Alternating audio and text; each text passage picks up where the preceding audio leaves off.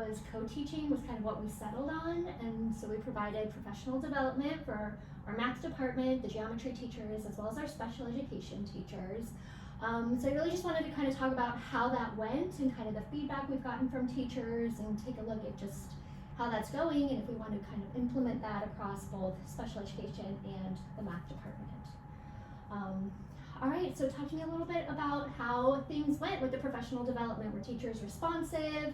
Were they engaged? Does it sound like something that, were they interested in participating in all of that?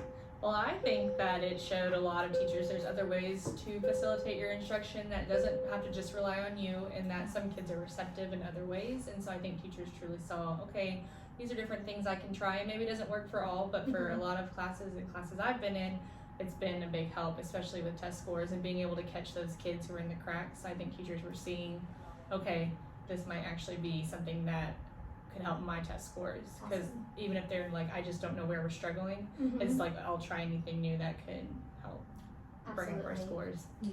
And I think the data piece, right, you guys were able to show them like really what that formative assessment data looked like and how it compared to their summative assessment. Even though it looked like they might have been doing okay based on whatever the instruction was, at the end of the day when they took those unit quizzes or tests, they weren't showing that growth. So being able to show them concrete data and different instructional practices. It does work.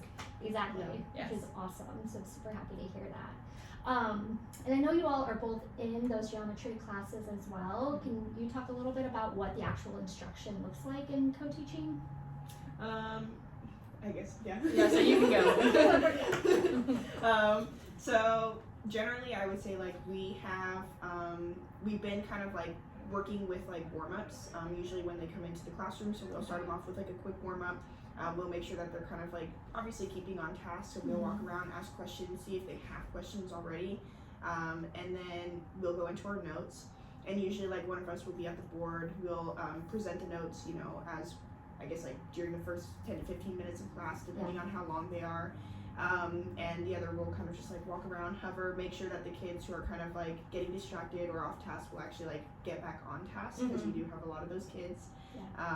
And then we'll go into kind of like our practice, where our students will just kind of like work on the worksheet that we provide them, and we'll kind of just like walk around, circle whoever needs more help. Maybe we'll like sit with someone, and while like one of us sits with one person and really just kind of like focuses in on that person, we still have the other one who still can walk around and answer questions as needed. And I think that's like totally great. And we like to look at our data and see, okay, maybe we took a formative and it's kind of checking where we are so far, and we say, okay, this kid clearly are struggling with what we've been learning. So then we'll do like a little pull out where, okay, let me break it down for you while she or I, whoever does it, can still walk around it. Let's do some extended practice to make sure that those who are picking it up or not, we're still moving on and moving forward and not just sitting there waiting to re-teach the ones who did not grasp it the first time. Yeah, we're always looking at data. Looking at data. Right, it's such a critical component when we're making those decisions for kids. How do you think the kids are responding to the new way of teaching and kind of the dynamic of both of you being teachers? It's like you're our kids, not just her kids or my kids. Like, how are they responding to that?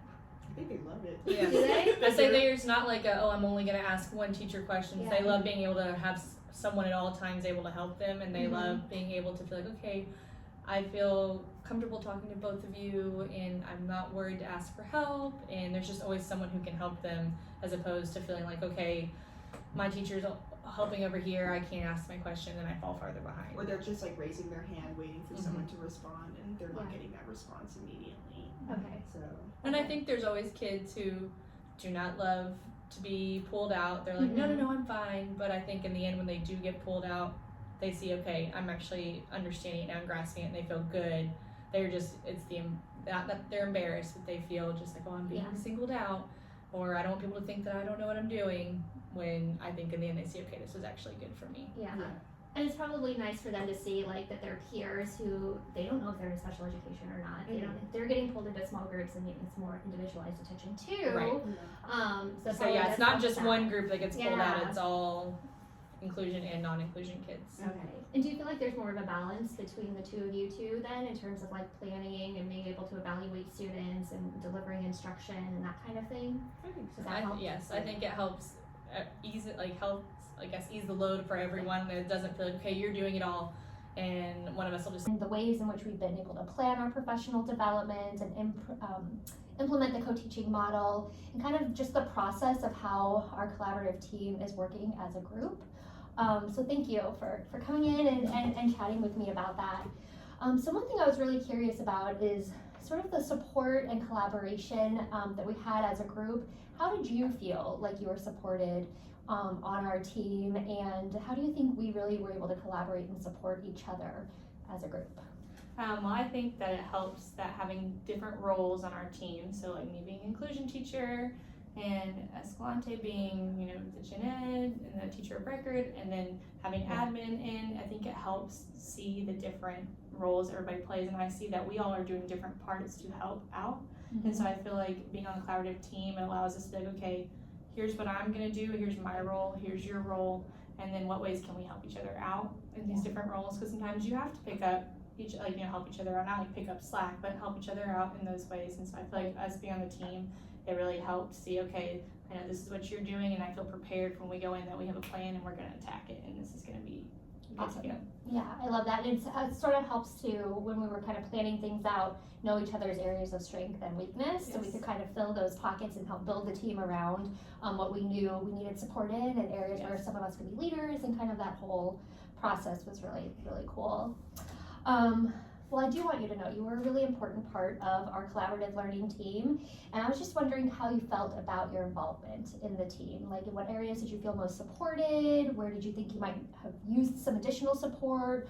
And just kind of where do you see yourself really having benefited from being a part of our team? I think being a part of the team, I get to hear all the feedback that we have just from other people on my team, and I feel supported when I hear the teacher I'm with saying, hey, it was really great that you were able to do this, and you really helped me out here, and it makes me feel included and feel like you're making a difference by being in here, and even though we don't have the same role. Right. And I think when you hear from admin that, hey, your test scores look great, or this looks great, it looks like what y'all are doing are working, and then really wanting to know what is working for y'all, that we can maybe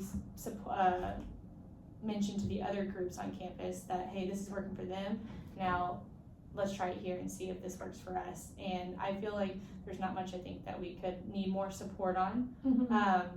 I think my only extra support would be maybe with different groups that are different subjects collaborate together to see, okay, what are you doing in these groups that you know is different than my geometry subject while you're teaching world history, but we have a lot of the same kids, and so different ways that we could collaborate on that would be a different way I could see. So you're a really strong special education teacher. What strengths do you think you had that really helped support the general ed teachers that you're working with? I think part of it is honestly forming relationships with some of the kids. And I think sometimes in inclusion, those are some of our more difficult kids to form a relationship with, because they don't always want to work. They sometimes think, I can't do it, so I'm just going to give up. And I think by being able to form a relationship with those kids were able to keep on track. And I think I do a good job of being like, okay, come on, you can do this. We're not gonna fail. I don't care if I have to drag you to the finish line. We're gonna get it done. And so I think I do a good job of being able to pick up, okay, any stragglers I left behind and form the relationship to make them want to be better. Yeah, and one thing I've noticed about you too is it's not just your relationships with students, but you're able to develop a really nice rapport with the teachers that you're working with. So I think that what I've seen is you're able to, with that relationship, they have the confidence that you're going to do the work that you say you're going to do, and you've developed that relationship to a point where you know they're going to do the work that they say they're going to do. Yes. So it really has a nice kind of like supportive vibe, I guess, in your guys' classroom. When I go in and see you, it's really a collective responsibility, like you said, for all students in the class, and you can really pull the strengths out of each other to support the needs of the students, which is really nice. All right, so how do you feel you've grown professionally as a result of being a part of our collaborative team? I think it's really had me kind of reflect on my own practices, and I think that I see, okay, here maybe some areas I've made growth in, and I think maybe being more assertive with ideas that I have, even though, yes, I know it may not be me, teacher of record, but hey, I've seen this work, and now that I've been doing this I've done both sides. I've been the gen ed teacher and I've been a special ed teacher, and so I think that now I've seen professionally that I've grown in being able to do multiple different aspects of the job, and so I think that's a big part of where I've seen the growth and been able to assess where I've peaked or like gone higher, and some things I still need to work on because I think you're always able to grow. And I think that's why I like being with different, like the teacher I'm with now, she's a new teacher and she brings new ideas and shows me new things, and so I'm like, well, okay, well, we can keep growing.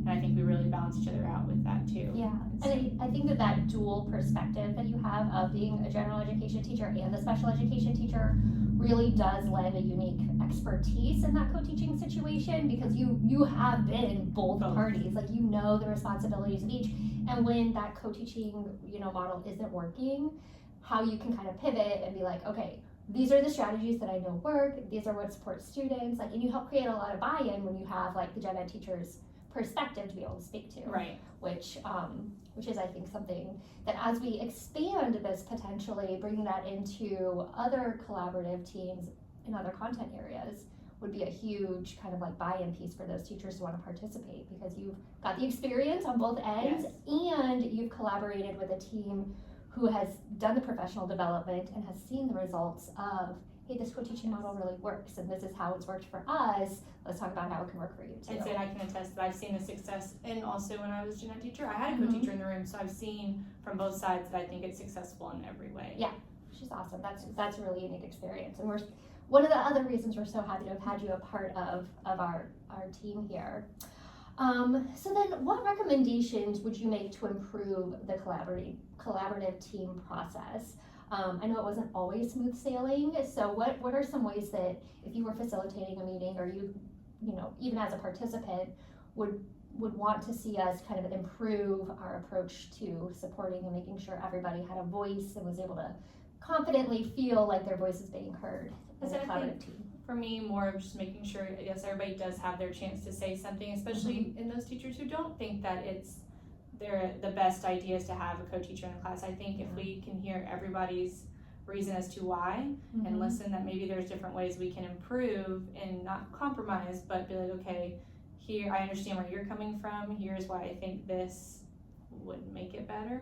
And just kind of hearing everybody's voice with it.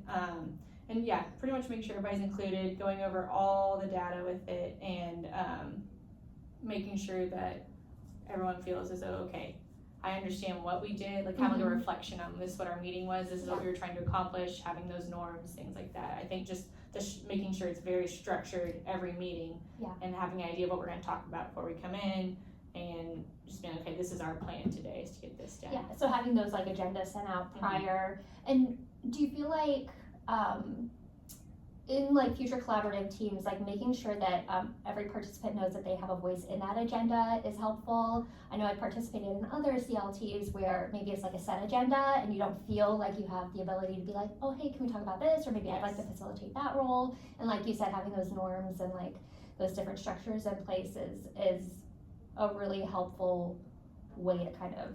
And maybe like we send out something before where it's like, okay, what do you think needs to be covered, and then we can kind of piece together. Like a need survey or something like that. And then we can make sure everybody's concerns or whatever they're thinking is heard throughout the meeting, and nobody feels like, oh, hey, can I say this, please? Like, I know it's not in the meeting, but I want to talk about this. I think just kind of having that idea, and then maybe for all you know, maybe we were both thinking the same thing, and it wasn't on the meeting, and now we can have that conversation. Yeah, and just one other thought that as you were talking, it brought to mind how important having those relationships, not just like within your classroom, but in those CLTs as well, like building out those like personal connections and making sure each person does feel like, hey, I'm a valued team member here. Like what I do say has an impact, and I want to participate, and not feel like you said like, hey, I have an idea I think maybe would be worthy. Like just making sure that we're building and focusing on building those relationships. I think I've been a new teacher in a PLC, CLT thing. I've been a new teacher in those, and I definitely felt when I came in, okay, y'all have been doing this for a year or two together. I'm just gonna sit back and listen, because you feel that I don't know if I have that voice yet. I think so. Making sure everybody feels welcome to say something, because I do think everybody's opinion is valued. Even if you've been teaching for 20 years, it doesn't mean that somebody who has never been teaching until this year doesn't have just as good of an idea, or has concerns that need to be heard. And so I think, making sure, because I've definitely had that where like the whole time I'm like, nope, whatever you want to talk about. But I think that make a collaborative team if not everybody is participating in. Yeah, and that should be like from a day one thing that you're, even if it's the exact same team members, maybe you have a different role, maybe there's